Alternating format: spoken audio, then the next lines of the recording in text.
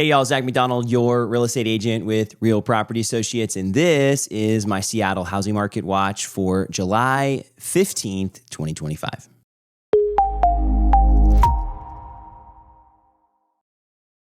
Two weeks into July here, and this is our first housing market watch. I was looking back and laughing a little. We had the 4th of July holiday, which I took off from filming, and usually a super slow week, which it was as far as listings and activity. And then last week we recorded the monthly housing market updates. And so if you haven't seen those, check out the Seattle housing market update and the King and Snohomish County one if you want to get a little bit more specific data. But today we're jumping back into the housing market watch. And over the last couple weeks, we've seen things continuing to slow down a little bit, but that slowdown has been slowing down, which is really nice to see in the summer. And we did see just a ton of new listings hitting the market at the end of the spring, a lot more than we have over the past few years, which it was really causing the inventory to build up and take some of that pressure off of the pricing, as we were seeing, even with rates really close to 7%, lots of multiple offers, houses selling over asking price. And a lot of that is cooled across King and Snohomish County here as we're hitting the summer. And for those that are newer to these updates and maybe these conversations, there are regular seasonal cycles every single year here in Seattle and across the country. Every market's a little bit different, but in our market, typically things slow down in the summer because people are traveling. That's the main reason. Yes, it's beautiful. The flowers are in bloom. But if people aren't around, things are a little bit slower. So if you have a lot of listings, but less buyers that are in town or making a purchase at the moment, you see those inventory numbers continue to build in the summer. And then typically towards the fall, it starts to change. You get the buyers back in town. There aren't as many listings. And all of a sudden, it starts to get into that more competitive space yet again. As we look at the stats a little bit more closely here, we're seeing a little bit more new listings than we did at the end of June. And over the last few weeks, we've seen those numbers starting to go up. When we get to the end of the month, though, it'll be interesting because we had that 4th of July week mixed in and people were waiting to list. And so we see maybe a little bit more inflated numbers over the past couple weeks. I would guess we're going to see a little bit fewer listings at the end of July than we did in June and especially in May. We're still seeing a lot of price reduction. So we had 994 new listings. Last week, we had 756 price reductions, right? So a lot of the listings that aren't selling right away are then selling below the asking price. And some of those listings that are selling right away are still selling below the asking price right now. And as we'll see, there are still some houses in King and Snohomish County that are getting multiple offers and selling over asking price. So we're by no means in a buyer's market where everything isn't selling and it's taking forever. But the majority of houses are taking a little bit more time to sell right now, and they are not getting multiple offers. That would be the norm across King and Snohomish County. Again, that's not the rule, but it is becoming the norm to see a little bit more time on the market. This is great for buyers, right? Buyers have an opportunity to make a purchase. They like a house. They don't have to fight over it with somebody. Now, you might have to fight over it, but there's a good chance that you might not have to. And you might not have to go into it without doing an inspection or getting a financing contingency. That's great for buyers, right? And it's not bad for sellers either. Sellers are still getting a good price for their house, even with the higher interest rates. And let's talk about that. Mortgage rates are hovering still around 7. I don't know if I can say that anymore on this podcast, but the average rate as of yesterday was 6.85 on Mortgage News Daily's survey for a 30-year fixed rate. We saw 6.82 when I filmed the last one of these about 3 weeks ago. They've gone down a little bit and then bumped back up. They were in the 6.7 range for a few days, back up to around the 6.85 range. We're still kind of waiting to see how we're going to respond to some of the inflation data and also what's going to happen with the Fed. We're still waiting. There's still people talking that think we're going to see rate cuts. There's still people talking that think we won't see rate cuts. So we're just going to watch. But at this point, the mortgage rates are relatively steady and stable, and they have been for at least a year, I would say, in this range.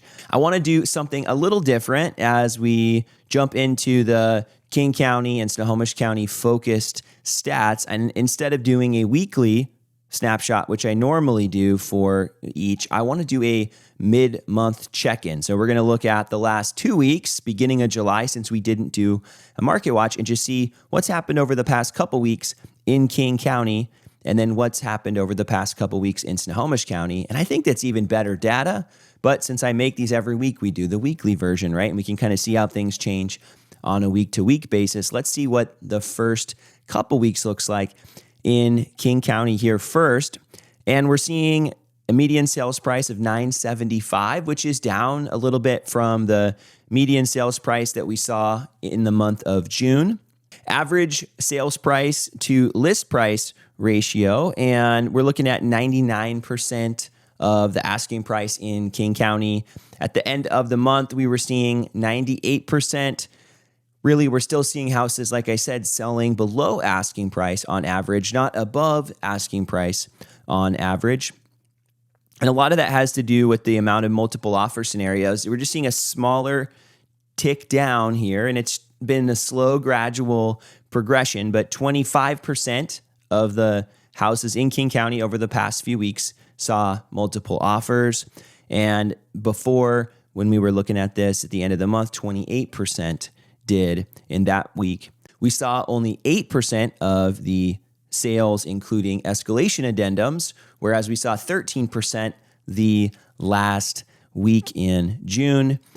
This number is a good indicator. It's not perfect of, the amount of sales over the asking price. Sometimes people are just offering over the asking price without that escalation addendum. But in general, this is a pretty good indicator for us. And then the last couple things here that we always look at, financing addendums. So this means buyers were getting financing and wanting to protect themselves with a financing contingency back out of the contract if their financing falls through for some reason.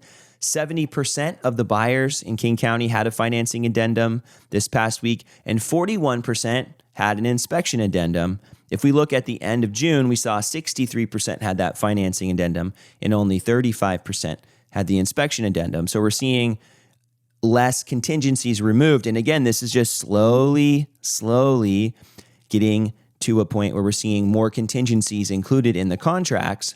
And earlier in the year, these numbers were quite a bit lower, and we're seeing that buyers are including these contingencies. So fewer escalations over asking price and more contingencies in the contract equals less competition in the market, and it makes it easier for buyers to make a purchase without having to really just do whatever the sellers want. There are a few places that stood out to me, though, that were different, and that I would argue that the majority of these competitive situations are in, and those places are Seattle, Bellevue, Redmond, Shoreline, Lake Forest Park, all either the city or really close to the big cities. All of these places also saw a big jump in the median sales price year over year, all around 10% or more.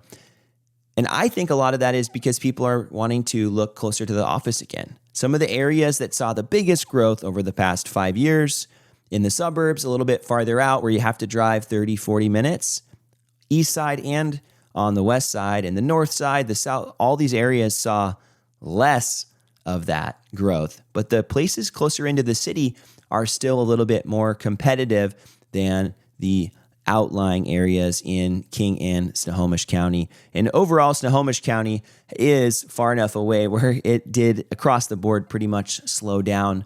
But King County has some pockets still where it's relatively competitive to make a purchase. Now, let's talk about Snohomish County, because again, I didn't see any of those big jumps in Snohomish County like I was talking about that I saw in King County. And in Snohomish County, we saw a median sales price over the last couple weeks of $764,900. Previous recording here in the end of June, we saw $827,500. We're also well below the median sales price in Snohomish County from last month. And so we'll see how the month ends up, but we do trend in July to seeing lower median sales prices. Usually May or June is the highest, the peak of the year.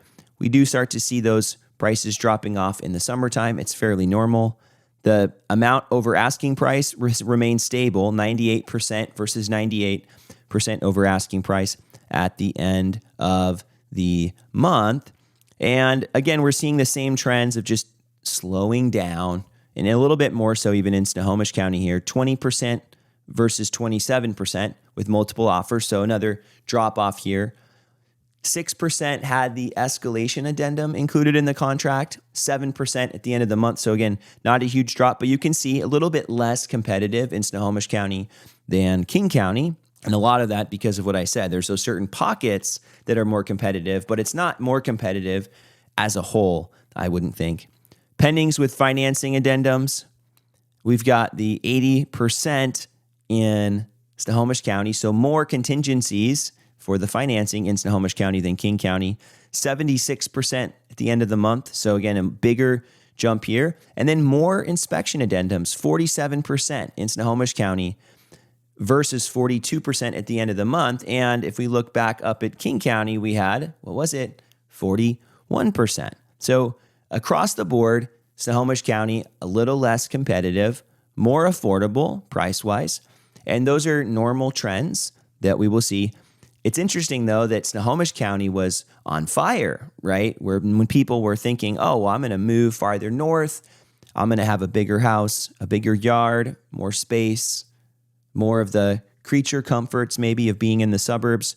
It really lasted a long time with the working from home, or mainly in that scenario with the hybrid, primarily at home, a little bit at the office. It's been a big shift this year where companies are asking people to come back in, and that is changing where people want to live again. So if you have questions about the King and Snohomish County market, I'd love to be a resource for you. Feel free to reach out anytime. And as always, if there's any way I can bring value to your situation buying or selling somewhere here in the greater Seattle area, I'd love to be a resource.